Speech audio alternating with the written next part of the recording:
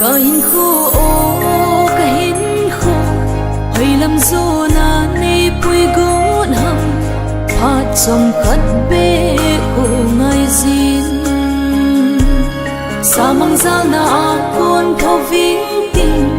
quay hin em hiu bang ga leng leng nghe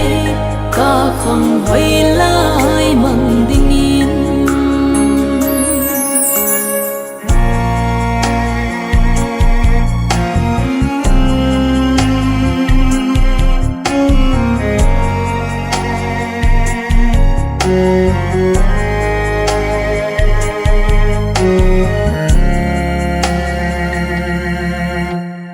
mùi của xin ca về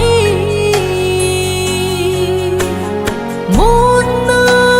lơ kỳ đi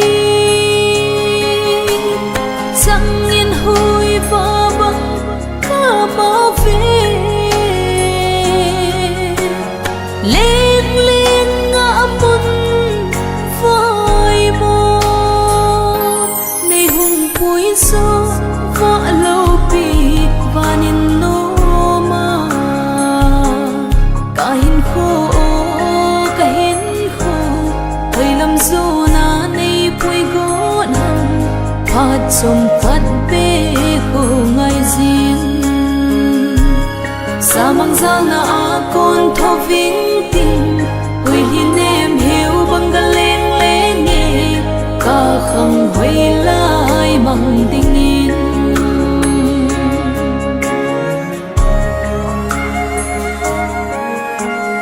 lôn hi lôn ban na tin vai mô lung lơi gil tươi bằng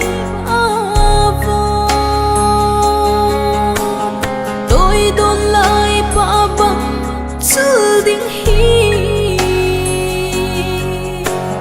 nắng lâu muốn na lâu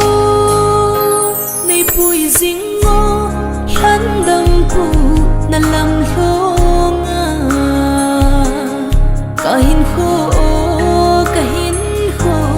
hơi làm dô na này bụi gôn hầm phát trong phát bê khô ngay xin sa mang ra na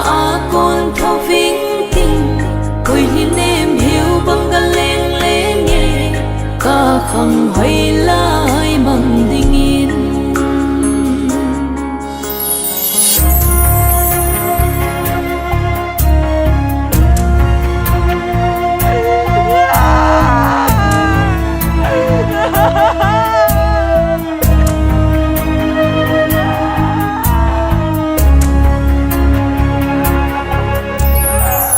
sa hin khô cha ngai xin cô nghĩ xin cả ha về chân nô gió pa ang lúc mơ đáp tôi lại xin bằng nàng em bằng nàng thế ô na khôn xin khăn đâm pu cả hin khô hơi làm dô na ni bụi gôn hầm phát trong khát bê khô ngay riêng sa mang ra na con thô vinh